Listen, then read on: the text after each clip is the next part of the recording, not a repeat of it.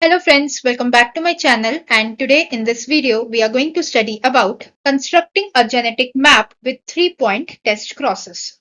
What do we mean by 3-point test cross?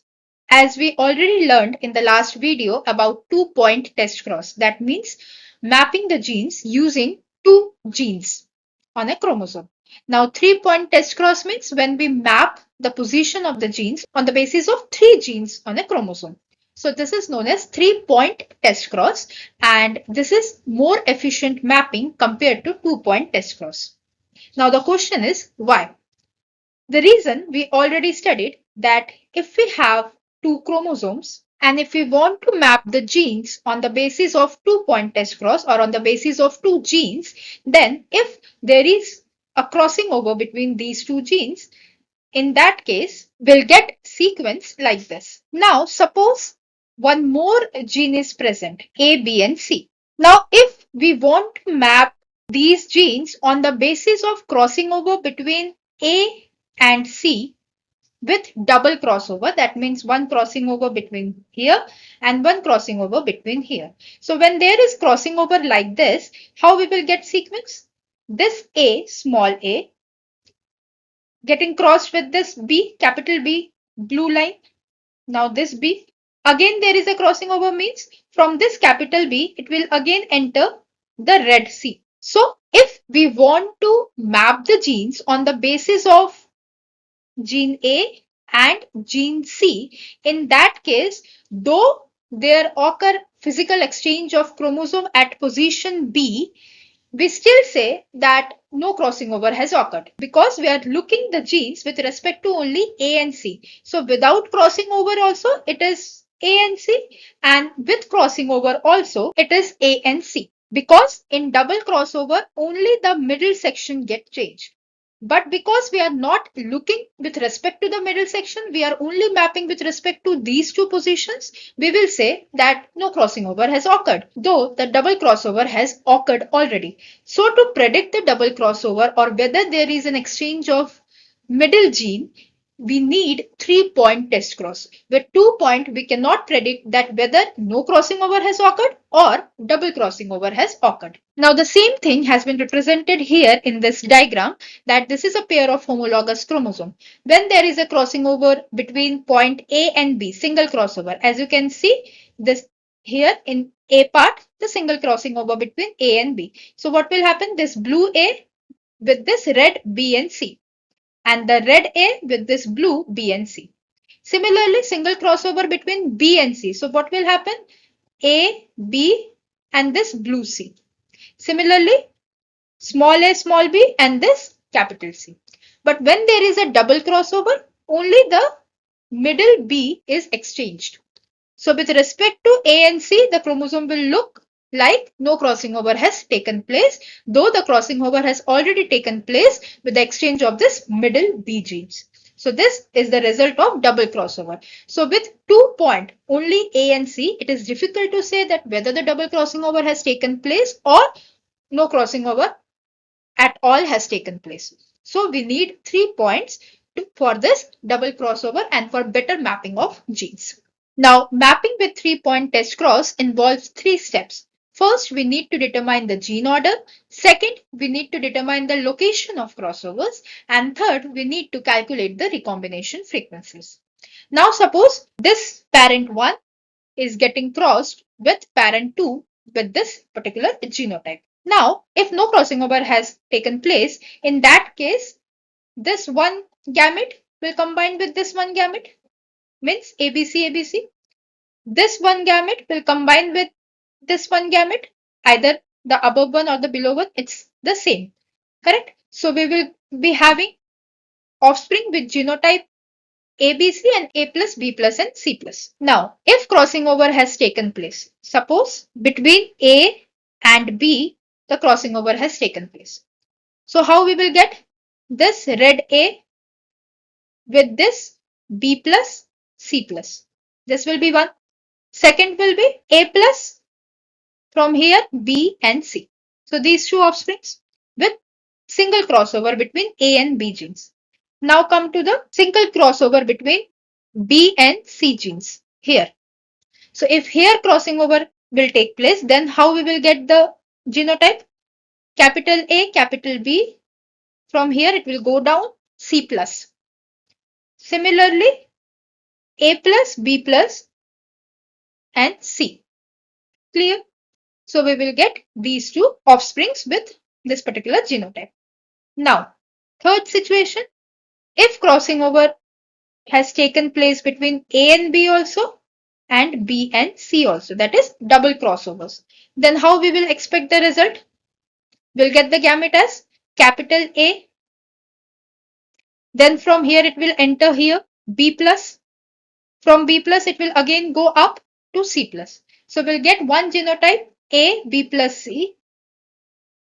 And the second genotype A plus will go up, take this B, will come down again and take this C plus.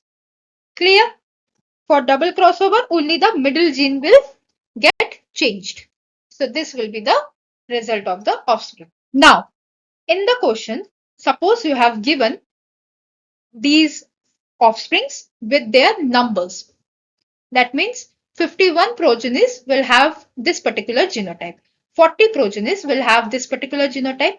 5 progenies will have this particular genotype and so on. Now the first step, what is the first step? We have to determine the gene order. Now to determine the gene order, we have to find out the double crossover, because in the double crossover, which gene get exchanged? Only the middle gene get exchanged. Rest all position remain the same. Only the middle gene get exchanged in double crossover. Correct? Now how we can determine which progeny is for double crossover? So we have to see the number. Here 4 and here 5. These two are the least number.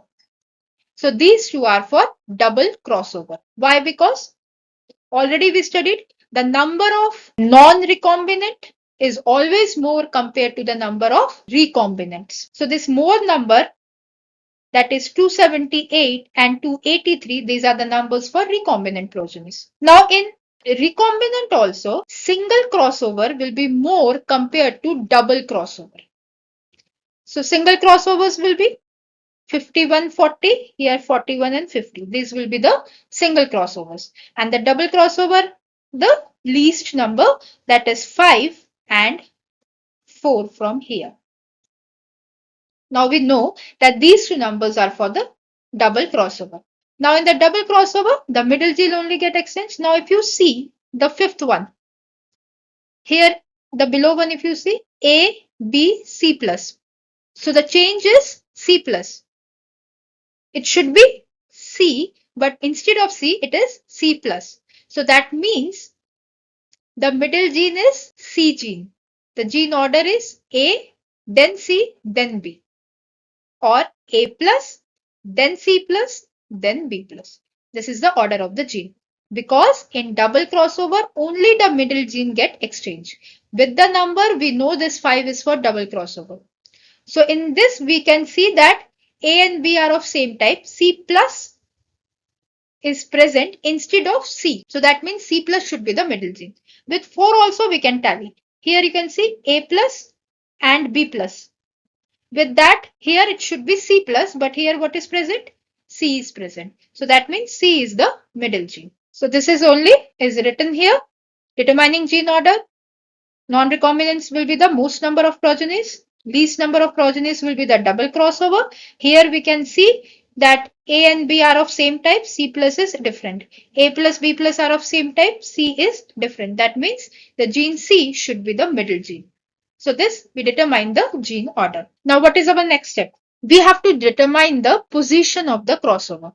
Now as because we know that this is our sequence of gene, the shortcut is no need to see the numbers and then need to analyze and calculate where can be the crossing over. Definitely in single crossovers, one crossing over will be between A and C and another crossover will be between C and B. So this is only. We know this is a non-recombinant. So the single crossover, the recombinant is the same. As you can see here, this is because of the crossing over between A and C. Here, because the crossing over is between C and B. Clear?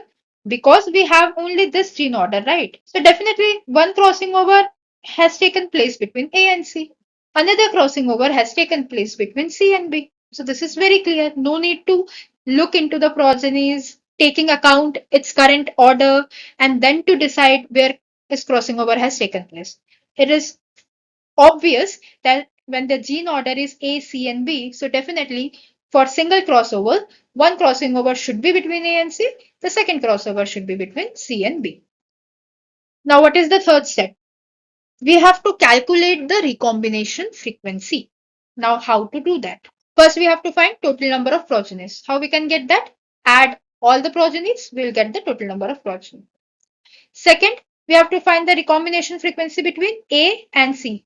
Remember our gene order A, then C, then B. This is our gene order. So we have to find the recombination frequency between A and C. So for that, we have to take the single crossovers 51 and 50. Why not 40 and 41? Here, if you see 51, in this is in the question given. But according to this, if we write the current sequence, what we will get? A, then we will get C plus, and then we will get B plus. Here, if you see for the 51, correct? So here it is simple A, here it is C plus. That means this is the recombination point between A and C. Whereas in case of 40, if you see, write it in the correct order. A, then it is C, then it is B plus. See this? Here it is B plus in the center, it is written because this how it is given in the question. But now we know the correct order that C should come in the middle. So we will rearrange it. We will write A, then C, then B plus. Now these two same type. This is different type. That means this is the crossing over between C and B. Clear? So that's how we can decide what is the crossing over, which progeny is for the crossing over between A and C. So from there only we got 51 and 50. These are the progenies for the single crossover between A and C. So we have to add those along with double crossover. We will take why? Because in double crossover, if this is the point, double crossover means here also crossing over, here also crossing over. So when we are talking about single crossover, so we also have to talk about double crossover because in double crossover also the crossing over happened between A and C. So 51 plus 50 plus 5 plus 4 divided by total number of progenies into 100 will give you the frequency 14.6. Now we already studied 1% frequency means 1 mu. So 14.6% frequency means 14.6 mu. Now coming to recombination frequency between C and B, I showed you that C and B is 40. So 40 and 41. These are for C and B. So 40, 41 plus 5 plus 4 divided by total number of progenies into 100 will give you 12.2. Now also we have to calculate recombination frequency between A and B. So A and B means we have to take into account the single crossovers also and the double crossovers also. So single crossovers 41, 40, 51, 50. Double crossovers we are taking twice. Why we are taking twice? Because for double crossover it includes single crossover also. So when we are saying it is double crossover, it includes the single crossover also. So we have to take 2 times. So we'll get 26.59. Now how we can map? We know the sequence. A is here, C is in between, B is at the right extreme. Now the distance is between A and C 14.6. So this distance will become 14.6. C and B, this distance 12.2. A and B, this distance 26.59. So this how we map. So this how with the use of 3-point test cross we map the genes. So first thing is you have to determine the gene order. Very easy to determine the gene order. Just you have to look the least number of progenies.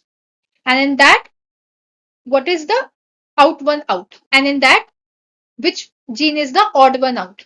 So A and B are of same type. C is of different type because it is C plus. So that means C gene is between A and B gene. First step done. Second step, no need to do because once we know that the sequence is ACB, the single crossover has to be between A and C and B. Done. Now come to the third step, recombination frequencies. So first we have to calculate the total number of progenies. Then we have to calculate the recombination frequency first between A and C. Now how we can determine the frequency between A and C? So I already shown you that here If you see the 51, it is written A, B plus C plus, but we know the correct order should be A, C plus, B plus. Now here A is odd one out, C plus and B plus is of same type. That means here the recombination has taken place. So like that we have to find the recombination frequency between A and C and B, and then A and B. Correct? After finding that, you just have to place them in correct order with correct distance. That's how we map. Now this one question is for you. The number of progenies are given. You have to determine the order of the gene and the recombination distance.